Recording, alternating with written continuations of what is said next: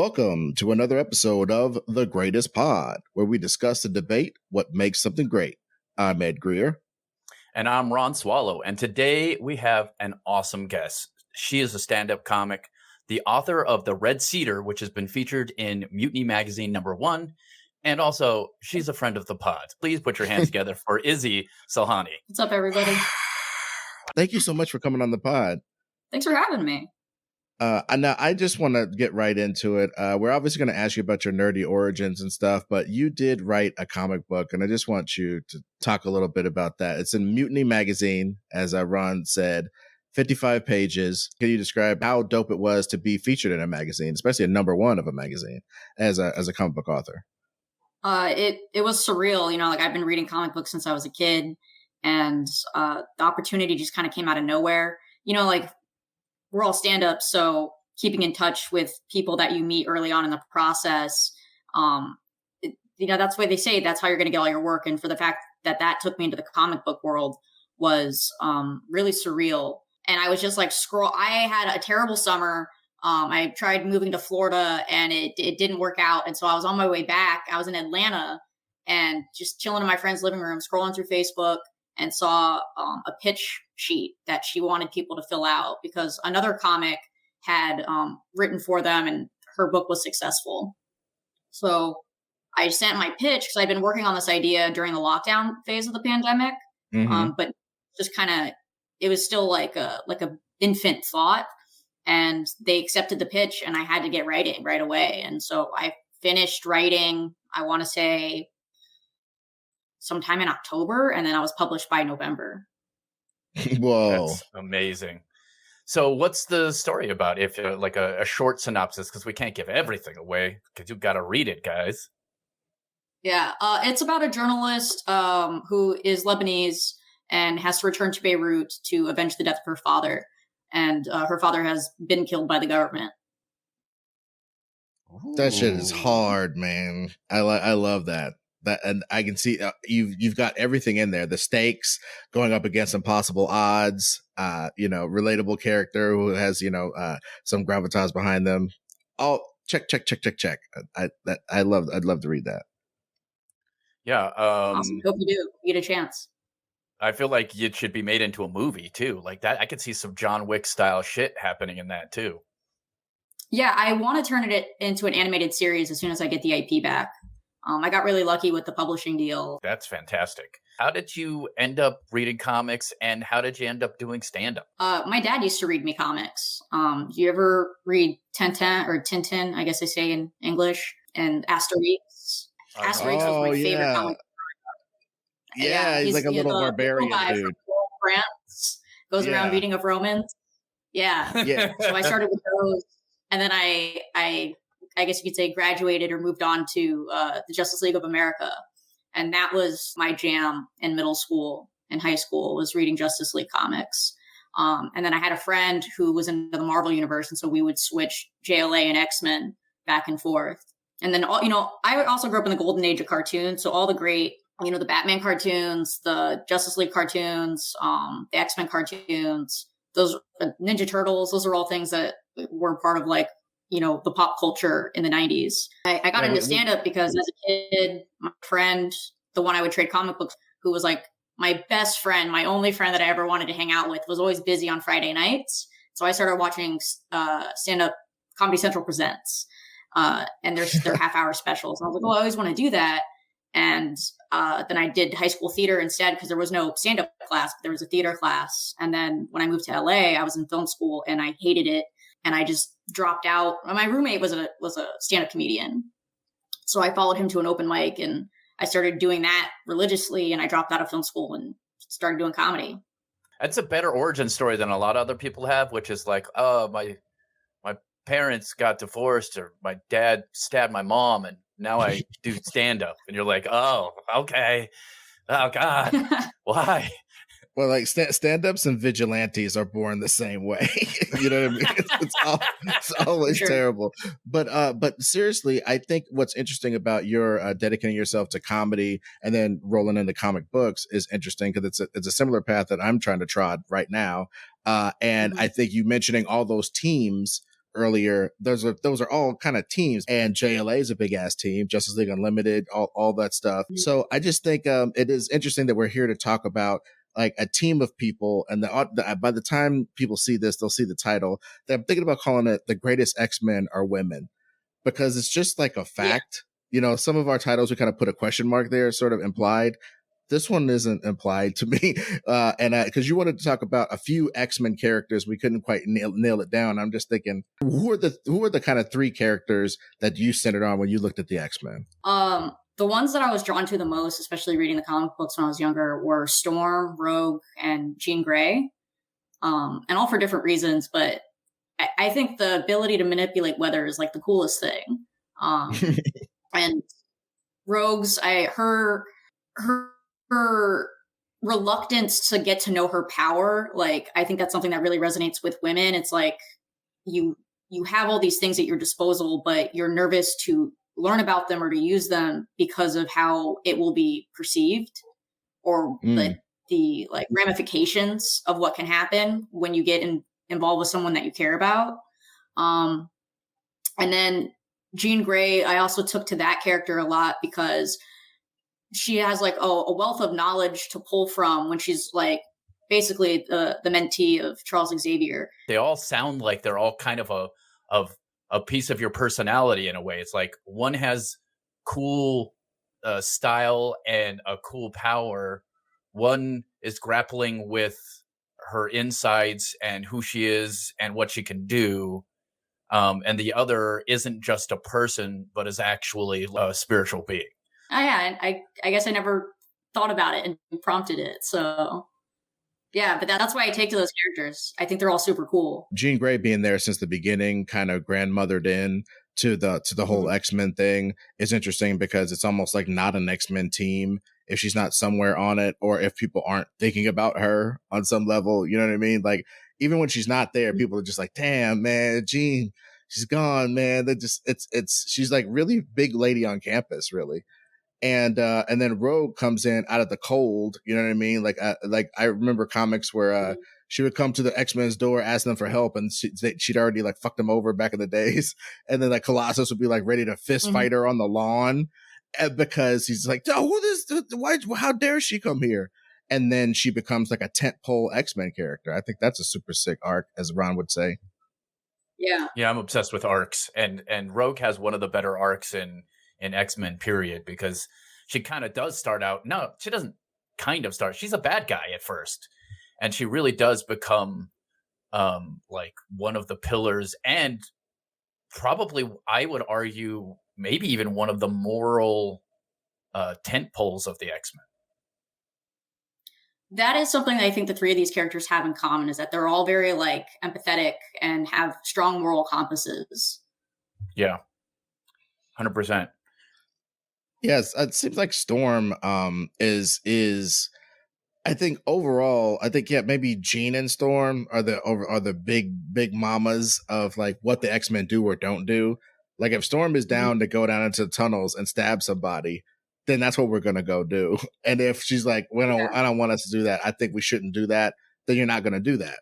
It is interesting how much of a boss Storm is pretty quickly into her run, because she's just like, "I'm not a hothead. I'm not in love with anybody. I'm not tripping on anything. I got all of it locked down. I can see it like clearly. So I'll just say what we probably should do." And then, but then subverting that by having her be scared of closed spaces and stuff, because of her claustrophobic past, in Egypt. That stuff is super sick, because it showed us that like you could be the most powerful Omega level anything you want to be, and get into a situation that triggers you, and then all that power goes away, and that's called being a person, Exactly. Yeah, she's very human in how her abilities are affected by her emotions and her psyche. Like that is, I think, one of the humanizing factors of X-Men, is that they all have like a piece of them that is, human. Even though they're mutants, they are still human at the end of the day. Some of my favorite runs with Storm were when, strangely enough, were when she didn't even have powers, because that was when she was like, Storm was like the leader of the X-Men, And I argue she's the best leader of the X-Men by far. Scott always fucks up in some way because I don't know what's wrong with Scott. Too much ego. Yeah. The hothead, but he's also he's like giving things up to rescue Jean. Like, yeah. I remember a couple books where he would just fuck everything up just so Jean wouldn't get killed. And in the end, she dies anyways. It seems like she's like super doomed, man. Let's hit on all of them and just sort of go through each one and kind of talk about some of the stuff you like best from it. So I would say my favorite part about Jean Grey would have to be her ability to like just totally woo these guys like Wolverine and Cyclops. She has them both kind of wrapped around her finger in a way to get them to do what she wants, which I think when I was a kid, I was like, oh man, that's so cool. I want to be like that. Now as an older reader, I'm like, they could have focused on other things about her personality, you know. But I feel like a large part of her storyline was wrapped around her involvement with these two dudes. But her ability to get them to be peaceful with one another, because Wolverine is such a lone wolf and Scott is like such a Boy Scout, to get them to work together, to get the whole team to work as a whole, as a unit, that speaks for itself. Yeah, absolutely. That is one of her better traits. She's so good at like bringing people together. I think all of them are like that, except for Rogue. I would argue Rogue isn't necessarily great at bringing people together, but she's also integral to them winning a lot of times. Well, I think that's because of her relationship with Wolverine. She has like kind of like a father-daughter thing going on with Wolverine in every iteration. Like even when her origin story differs from original books, they always seem to have a very like older uncle, young niece type of situation going on. And I think that she reminds him constantly of like who he's there to fight for. They really leaned into that in the movies, I felt. In the books, I really feel like she's definitely that, because he's just mentoring all types of people all the time, because he's like an old crusty dude who knows a bunch of stuff. You want to listen to him, probably. These people who interact with Wolverine get this extra bit of knowledge or whatever, but he really just encourages them to be themselves. You know what I mean? He isn't trying to make them like him. Most of the people he mentors aren't like him, that young Wolverine notwithstanding. Most of the people don't end up being like him. They become a doper version of themselves. Kitty Pryde got super dope. All these people, Jubilee, even to certain people's minds, got doper, at least hanging out with Wolverine. There's so many times, and I just like Rogue's vulnerability. Honestly, just that whole thing about like being able to touch anybody, but there's all these consequences. I mean, there's obvious metaphors there, you know. For sure. Yeah. Rogue's vulnerability and her reluctance to form relationships with people because of it. I think there's so many, like you said, there's metaphors and allegories for that to translate into the real world. That's what's really powerful about her story arc. Like each of them has something that you're going to relate to. And that's a pretty big deal. Like everybody has some unreasonable fear that can overwhelm them at some point. People are afraid of connection. Like that's a big deal. I mean, to the point that you ruin connection sometimes. Like there are people who literally ruin relationships and push people away because they fear being liked or whatever thing it is that they fear, you know, that people get close and then they die. And that's just... Well, there's a bunch of stuff. I mean, not to over intellectualize it too much, but there's a bunch of stuff in her touching people and getting people's powers. Because it's like you enter into a relationship with anybody, a lot of their bullshit gets poured into you. You know what I mean? So their thoughts, their memories, all the shit that fucks her up in her head, or used to back in the good old Claremont days, they would have her spaz out sometimes and be thinking something that Carol Danvers would have thought, or like not being quite able to be like her own self, because she was like basically due to the fact that she took Carol Danvers's powers and basically kept them for until now. Basically, they mess with their powers a lot, but overall, it used to be, fly, lift 50 tons, super invulnerable, yada yada yada. And so she took that from Carol Danvers. She retained that, and the only thing she ever retained from all these times that she touched people was this thing. So it was like she got almost soul bonded with Carol Danvers. I love the mental thing of like, you get with you. In this case, it's a metaphor, but like you get with somebody and their stuff infects you. Their perceptions of things can infect you years hence. And I think the Carol Danvers thing like shows how she learned to turn some of those experiences into strengths and learned what to keep and what to throw away. Yeah, I 100% agree with that. Okay, so what do you think is the best thing about Storm then? So yeah, that's hard to say, but I would say her moral compass stands out the most. Her the fact that like every time she takes a life or causes collateral damage, she feels that for a long time, and she vows to navigate the world differently from before the incident happened, matched with her ability to kind of sift through her emotions. That's something that I admire. Like, I wish I had better control of my emotions. So that's one of my favorite things about Storm. That's interesting as like a greatest strength, greatest weakness type thing. You know what I mean? Like most of the time she's super chill. In these couple of situations, her emotions that are usually her power mess up. I also love the fact that she's just, I really recall it was right as Claremont was about to leave. He wrote this Danger Room sequence with Storm and Jean Grey, and like I think Storm had been like de-aged to like a little girl or something, was just trying to learn her powers or whatever, and then like Jean Grey was sort of an old head with her like X Factor uniform on, trying to teach her some shit. And they were in the Danger Room, and it was cool how like Storm was able to like spin her around so she couldn't concentrate on her telekinesis and all this different shit. They're sparring. It was so cool to see like Storm really is. I mean, for a lot of kids, Storm was like the first character that looked like them that was actually powerful. Because I remember like fucking, like Luke Cage would be like lifting up a truck, and then they'd have him say something like, boy, good thing I picked up this truck that didn't have the engine in it. It's way lighter than these dudes thought. Or what? And what the fuck are you doing that for? Why? What the fuck is that shit? Storm never did that shit. Storm was always like, if she ran into a barrier, it was like, oh, there's not enough atmosphere up here in space for me to use my super dope powers. But if I was on Earth, I'd be fucking everybody up. I love that about her, and Rogue, frankly, and Jean Grey. I think a big part of this is these aren't characters who have visually unappealing powers, or indefinable stupid powers, or weak powers. All three of them are killing the game. If you're smart, you can imagine dope shit to do with Jack Dazzler. But yes, I agree that there's another next level, and that's what the level that Rogue, Storm, and Jean Grey are on, though. Yeah, they don't short any of these women, which I think speaks a lot to like the time these comics were originally written, for them to have so much respect for their integrity. That's really freaking cool. And you're right, dude. Just to talk about Storm just real quick about the times when she didn't have powers.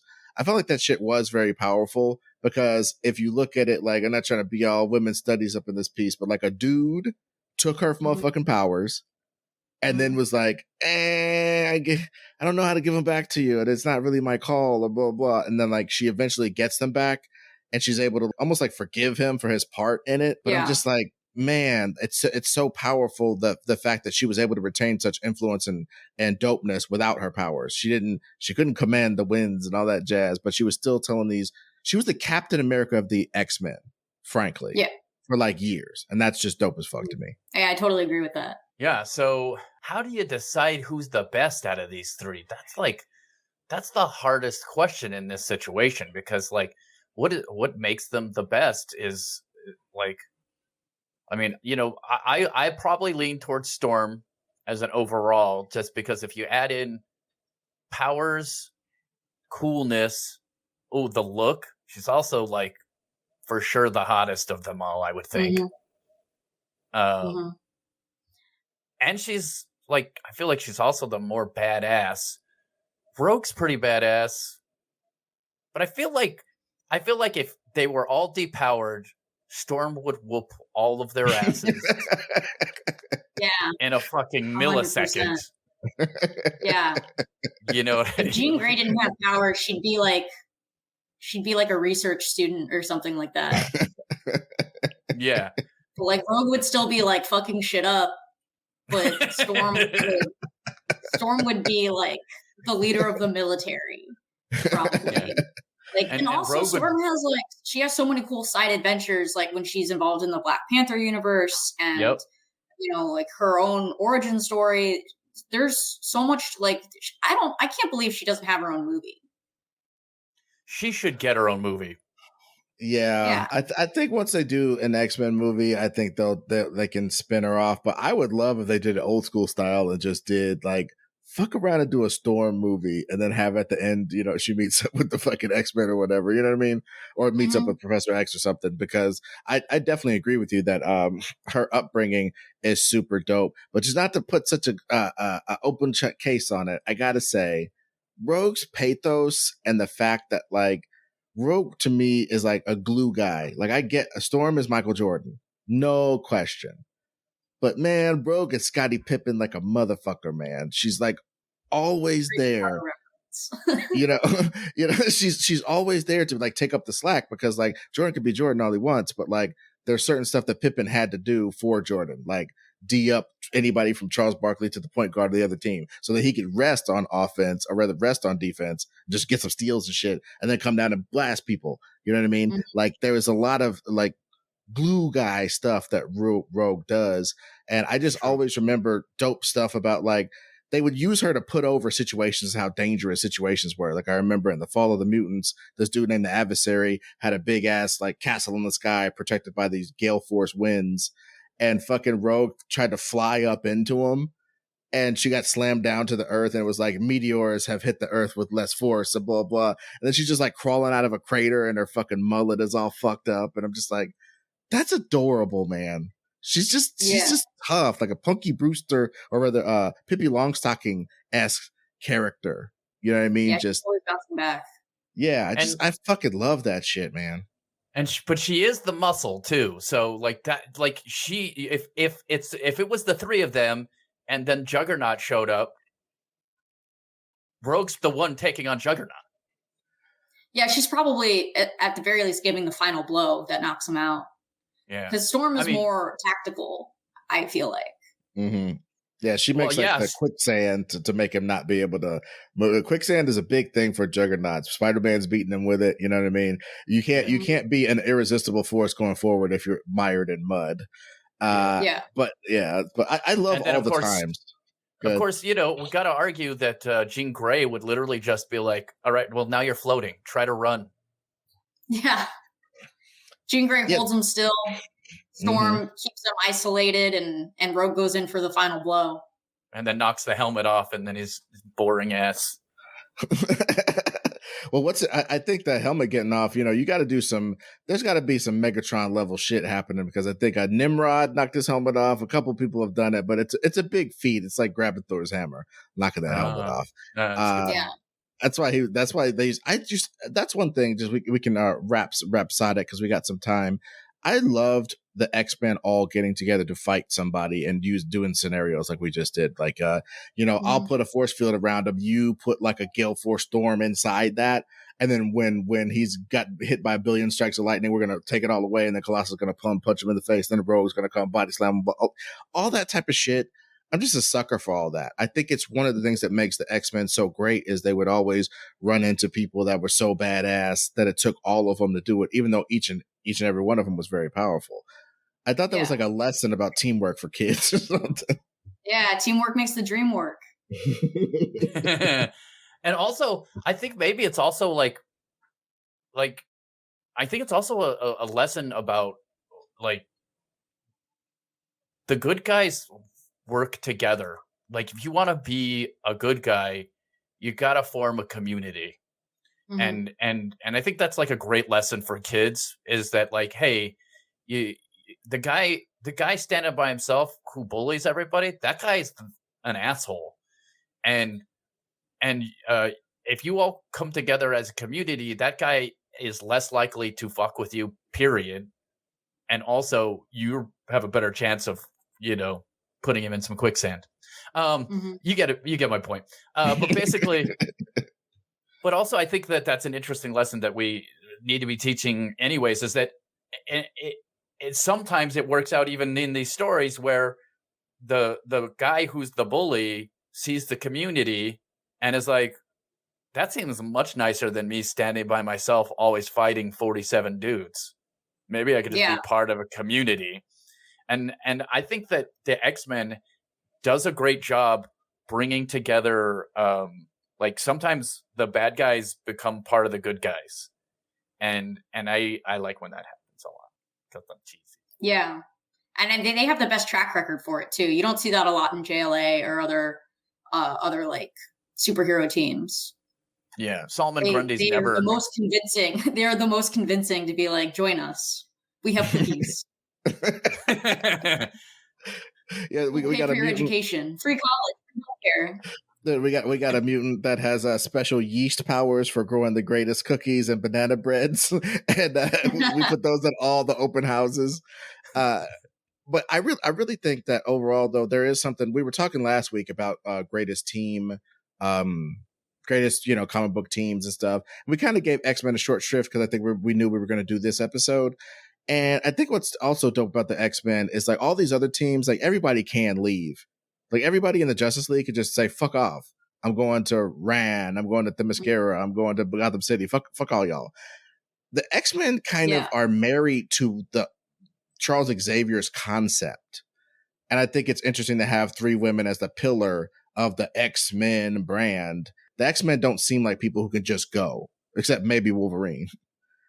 They seem kind of married to the concept, well into like some of them into their 30s. You know what I mean? They're like still at school. For sure, yeah. They're like super seniors. Like Jean Grey and Scott are like super duper seniors. Like, hey man, want to play some Paggy Sack on the quad? Aren't you 35? Nah, bruh. No, not at all. This is why I drive this Camaro. Well, there was always, I guess maybe there was like 3 of them. There were like 20, 21, and they were still sort of hanging out at high school with their cool Camaros from the 80s. And I was like, I don't like these guys. I don't trust these guys at all. What's that movie with, that's what I like about high school girls. I keep getting older. They stay the same age. Dazed and Confused. Yeah. Yeah. It's so funny to like render Scott like that. Like he just can't go. I can't move on, bruh. He's like, dude, you should move out and get your own life. You the fucking Van Wilder ass motherfucker. just can't get into college for the foreseeable future. I love to think of it like that. Jean Grey breaks up with him because he can't grow up. Get a fucking job, dude. I want a more mature man like Logan. He's 185. But one thing I wanted to ask you, Izzy, is okay, when you looked at Jean Grey, just to go beyond her relationships with other people. And I mentioned some stuff about the Phoenix Force, Jazz. What did you feel about that? Like, because again, not to pound my point home, but it's like, it is kind of weird how like the most powerful like lady mutant is saddled with this like legacy of like the superpower is going to come into you and it's going to fuck up the world.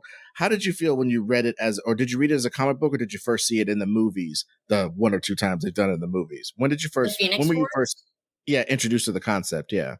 I think I was introduced to it through the movies. Yeah, that is interesting how she seems to be the character that can come back the most. I mean, Wolverine has a healing factor, but if I had to put some money on somebody coming back to life, I think I'd pick Jean Grey. And it's funny that even in the comics they kind of articulate something like that. You know, like when she got the Phoenix Force in the comic book, she was in a shuttle trying to save some people. It crashed, whatever. The Phoenix Force got inside of her, but it actually left her body in a cocoon down there, like remade her and flew around kind of impersonating her for a while so they could kind of retcon, some of the evil shit that she did and have Jean Grey be like not bad or whatever. It was kind of the original Spider clone type of thing where it's just like, oh, this version of the character we read for a while that did a bunch of fucked up crimes. Like she blew up a galaxy which had like planets in it and like killed 1 billion people in the comics as Phoenix because she was just sort of flexing her Phoenix powers doing this, that, and one of the waves of her doing force shit out in space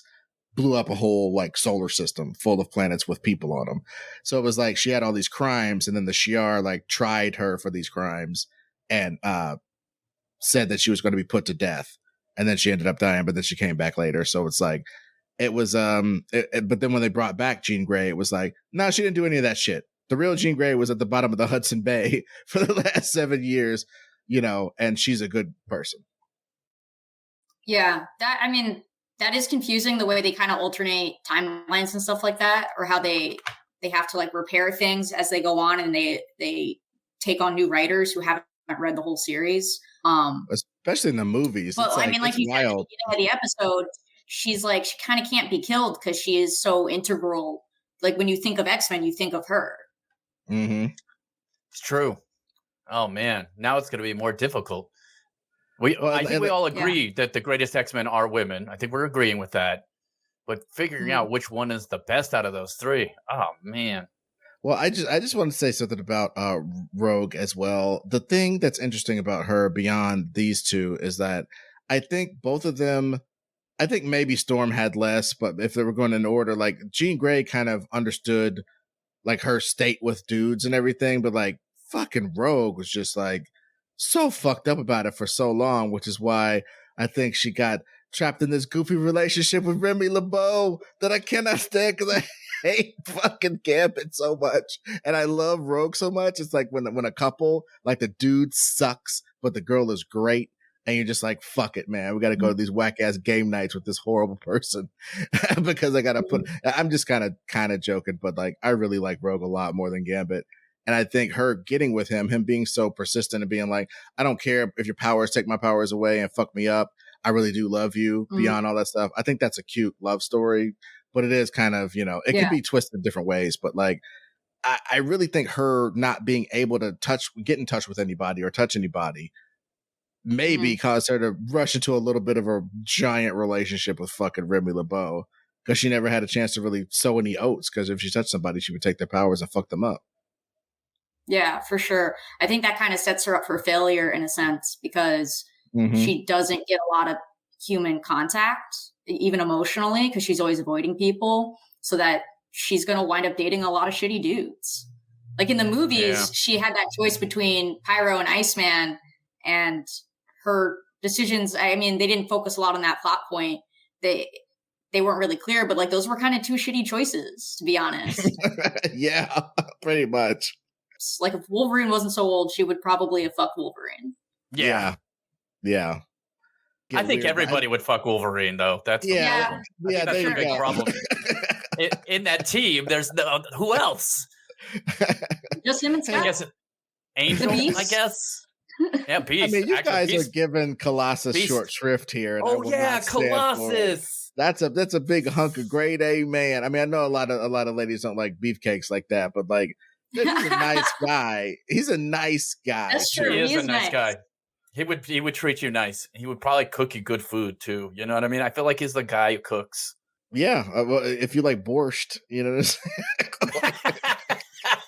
I do love borscht though. It's so good. Yeah, I'm very excited for all the borscht restaurants that are going to open in the next 5 to 10 years. Not related to anything current events. I remember Rogue as always having to be so careful, and that I do have a big place in my heart for her. Like there was this thing like Colossus was chilling out in the desert, and he was trying to draw a picture of Illyana because they basically what had happened was they were dead now. They made a deal with a super god and they were dead and cameras couldn't capture them and shit like that. But they had to be in hiding because the X-Men were officially dead and they died heroes in Dallas. So like they're in the outback hiding out, just trying to fuck around, have adventures. And Colossus had gotten locked in his Colossus form and he was wandering out in the outback and he got so hot that when he was trying to draw Illyana, the pages burnt up in his hands. And Rogue flew down and was like, "Hey, buddy," and tried to touch him on his arm. And then her glove burned off. And she was like, "Oh, if my hand touched your skin, I would take your powers." And all this, do the thing the comic books do. And then Storm flew by and picked him up with some winds and like cooled him off.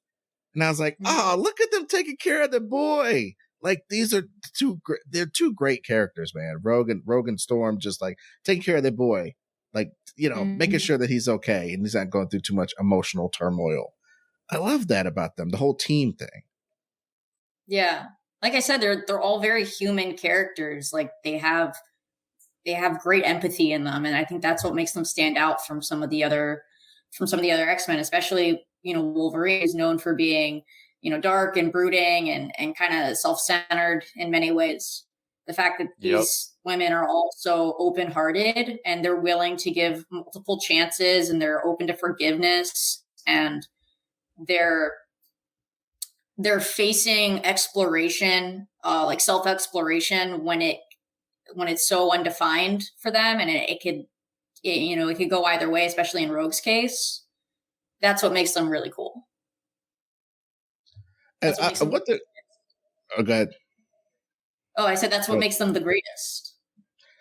That is absolutely true and well said. And one thing I want to ask you is, okay, if they put you on Xmen books, like tomorrow, they say, hey, Izzy, comic book writer, stand-up comedian, this is what is your thing that you would want to do with the X-Men, even if it's like a limited series, you don't have to launch the line again or anything, but like something you would want to do with the X-Men, because there's so much shit going on right now. Me personally, I kind of would just like a reset to, we kick it at the school or on Mars and the school or whatever they're doing, but like get back to a little bit of this domestic drama, get back to a little bit of these humans is tripping. You know what I mean? That's my favorite X-Men. Them being sort of the kings of the world is cool, but I know it can't last on some level. So like, not to be leading, but like, what do you think you would do with the X-Men? And you can go any direction. If I could go anywhere with it, I mean, I would probably write a Rogue focused book because I think I can relate to her character the best. But I would focus them on their dichotomy with the evil X-Men, the Magneto team, because they're kind of two sides of the same coin, where they both have very strong arguments for their morals and what they're fighting for. And like Magneto's not always wrong. Like sometimes he's totally correct. These humans, as you put it, they're on their shit and they need to be put in their place because what they're doing to the X-Men is genocide. But to get them to find common ground peacefully, I mean, obviously there'll still be some action in the book and stuff, but I think to focus on the more diplomatic traits of some of these characters that exist in this novel would be a good focus. So like basically the interpersonal, like getting into kind of almost like a Star Trekian, like we got to talk it out about this sort of shit, but there's still these big giant things that are happening that could have like action scenes and misunderstandings and shit. But like the larger part is more of it isn't you stepped on my shoe argument. It's like the future of humanity and mutantdom, which is those are always the best of the X-Men comics. I always like how it's like they keep some of their shit in house, because it's like, look, okay, we fight each other, but like when these humans come up talking some shit, like we kind of gotta wrap it up, B. we gotta get together. You know what I mean? I kind of love that. It's like your brother or sister, you punch the shit out of them, but when it comes down to it, like somebody else tries to get at them, then you're like, okay, we have to like bond together. Yeah, 100%. I also like pretty much any episode with Magneto in it because I find him to be a very strong and alluring character. So. Yeah, Magneto is one of the best bad guys in existence because you understand. It's the same thing with a well-written Killmonger. It's when you understand where a character is coming from and why they're doing the things they're doing, even when it is like the wrong choice, it makes it a little more compelling. And Magneto does a great job with that. And I do love the idea that these three characters could like have a conversation with Magneto and really like show him like, hey, like we all get where you're coming from, but we can't do things this way. We've got to live together and be part of society and, care about each other and stick up for them. As if we stick up for them, eventually they'll stick up for us. At least that's the hope. Yeah. And also I wouldn't want to fail to mention the Magneto and Rogue were like stranded in the Savage Land for a while, and yeah, man, I think they got to know each other pretty good in there in all types of ways, and I think it was interesting that they had. I think at the time she didn't have powers, so she was really free to be whoever she wanted to be, but she was also trapped, in this fucking Savage Land with dinosaurs and shit. So you really got to see how resourceful she is without her powers, and like got to see her make all these different choices and shit. I think that's for anybody who's really hardcore into Rogue. A lot of recent stories sure are pretty dope, but Jim Lee and Chris doing her back in the days, being stranded in the Savage Land. That's a great arc for her. Get to see her behave in all these different ways, and like Follow the Mutants is a big one for her as well. I would recommend that. Yeah. And you know, in the end, I think what we have here is three people who all serve different functions in the Xmen, and one of them is it's just weird to me that they never really make Jean a leader, but I think that they kind of want her to be like the ship's counselor, to borrow some more Star Trek terminology. I'm sorry, but like, you know, she has to be there for everybody, so she can't just be shouting out orders. She could totally do it. She has a lot of experience, but she never really does it. So Storm does that instead. I think that's kind of interesting, and I think there are sub X-Men teams that Rogue has led, but she's never really led the big show, I don't think. It's interesting that Storm, amongst all these three characters, is the leader. And if we're going to look at powers, I think Jean Grey at full capacity can beat anybody, but Storm is way up there, right, like neck and neck, even at full capacity. Like, you know, you Phoenix out, that kind of trumps everything. But Rogue, I think Rogue would survive a battle between all of them. Like, if they all threw down ultimately, in the end, I think some folks would be dead, and I don't think it would be Rogue if she's got her fucking her dope ass Carol Danvers powers. You know what I mean? Because she's a tough one, man. Yeah. Oh, for sure. So I think she would, at the very least, walk away the most or the least emotionally scarred from it. Yes. She's like, I've been through some shit. That's fine. This is fine. This is fine. Yeah. I'm gonna be okay. It's cool.